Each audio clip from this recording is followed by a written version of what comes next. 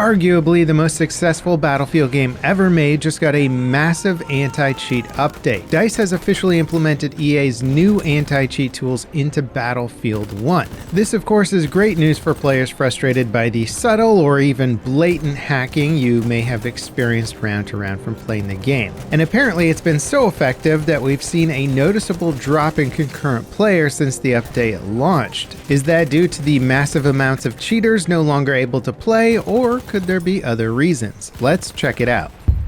But first, a quick word from today's sponsor. The holidays are always the busiest time of year for me, and cooking a healthy meal for lunch is something that gets pushed way down my to-do list. Luckily, now I don't have to spend lots of time cooking, with Factor's never frozen, calorie-conscious meals that are shipped right to my door. All I have to do is pop Factor meals into the microwave and they're ready to serve in 2 minutes. They're always delicious, well portioned, and I never have to worry about finding ingredients or cleanup time. Also, my kids love them. Factor has over 35 weekly options for me to choose from that are all healthy and packed with flavor. They even cover a wide range of dietary needs like keto, vegetarian, calorie smart, all things that I hugely appreciate. And if you're not sure about them, they let you try the service with a massive discount. Get 50% off your first Factor box and 20% off your next month of orders using my link. Click the link in the description or scan the QR code with your phone. So the Battlefield franchise has had a pretty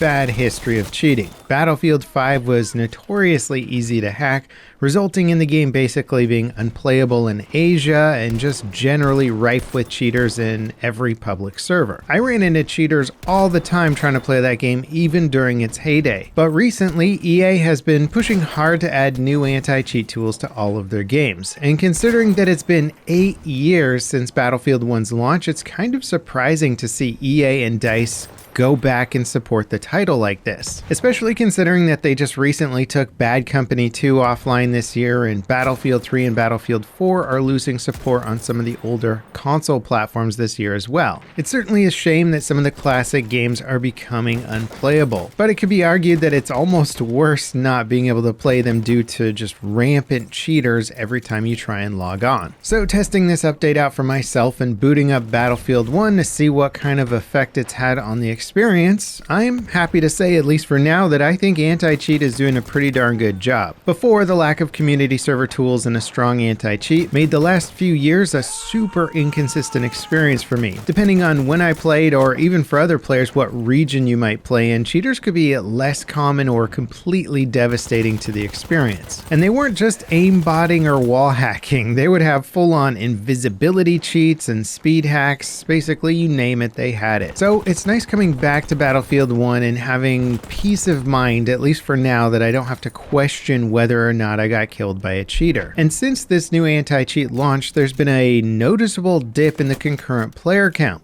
Unfortunately, for those die-hard Linux gamers, EA anti-cheat blocks you from running the game on Linux now. Surprisingly, many of the Battlefield games have been playable on Linux, but it's hard to know how big that population of Linux gamers actually is. Regardless, RIP Linux Battlefield 1.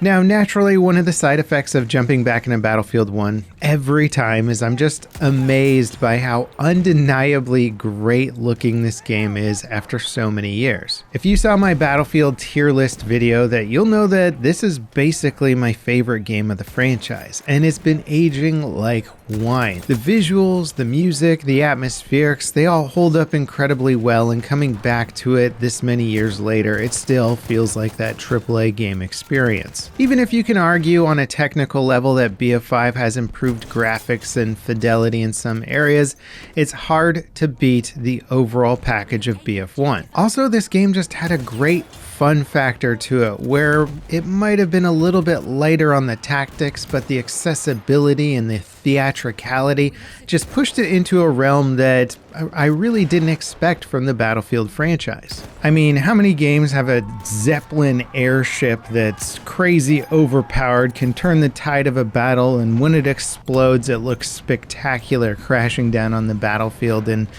this fashion. It's one of the few gimmicky additions to the Battlefield franchise that I think most players still think is pretty awesome. Surveying the whole battlefield from the gunner seat or attacking it in an aircraft, it's just cool to play in or play against, especially when it comes to sniping some of the people out of the Zeppelin. I mean, sniping in this game is satisfying, but sniping somebody in the Zeppelin is like double satisfying. Now, I did also boot up Battlefield 5 for comparison, and unfortunately, it seems like there may be some cheaters still floating around on this title. Throughout my matches, the chat had plenty of accusations getting thrown around. There are also some players with extremely high KD ratios in a few matches, which you can absolutely do. There's plenty of cheesy mechanics in BF1 to get that, but it still made them somewhat suspicious. That said, playing Battlefield 5 previously, just about every lobby had very blatant cheaters in it doing all kinds of crazy stuff like speed boosting and shooting through walls. The fact that I'm even less suspicious of players this time around means that there's an improvement. And then of course, I wanted to try Battlefield 2042 as a comparison as well. I know this game is certainly not on the favorite list for most Battlefield fans, but honestly, I think at least when it comes to cheating, I've experienced less cheating in 2042 than most of the Battlefield games. Whether it's a lack of player interest and market demand for cheats in these games, or just EA's anti-cheat actually working really well, it's hard to say. But for the most part, 2042 still feels pretty much cheater-free. And hopefully this bodes well for the next Battlefield game. There's going to be a lot of hype leading up to this next title, and I think it's a pretty safe bet to assume that a lot of people are going to adopt it if it seems to be going in a positive direction. But naturally that can make it a very juicy target for hackers and cheat developers, since they tend to target popular multiplayer games. I hope this anti-cheat measure from EA is them ramping up in anticipation of that and trying to make sure that they're covering all their bases. Not only does EA have to make a great Battlefield game next,